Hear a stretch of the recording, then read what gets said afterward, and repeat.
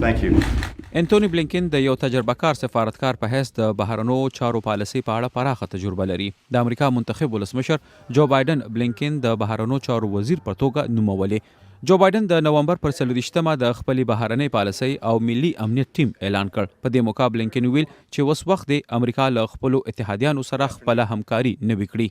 Because as the president-elect said, لکه څنګه چې منتخب ولسمشر وویل موږ یوازې د نړۍ ټولې ستونزې نشو حل کولی. موږ له نورو هیوادونو سره کار ته اړتیا لرو، موږ د دوی همکارۍ ته اړتیا لرو، موږ د دوی ملګرتیا ته اړتیا لرو، خو باور هم ځکه چې امریکا تر ټولو غوره او د هر بل هیواد پرتله خورا ډیره وړتیا لري چې د وخت له ننګونو سره مقابله وکړي. to bring others together to meet the challenges of our time.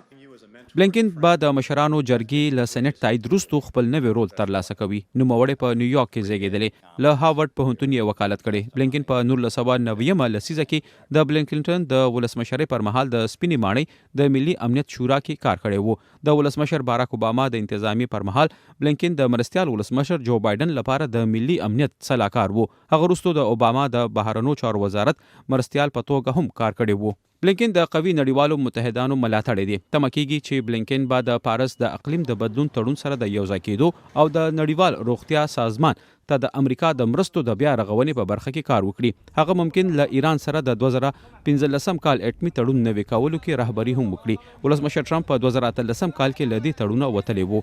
د ټرمپ د بهرنۍ پالیسۍ برعکس بلینکن د امریکا لپاره په بهر کې د قوي مشرتابه رول لوبولو کې کار کړی. د بایدن په څیر بلینکن په عراق کې د امریکا د جګړې ملاتړ وکړ، خو په افغانستان کې د خپلو سرتیرو شمیر کمولو ملاتړ دی.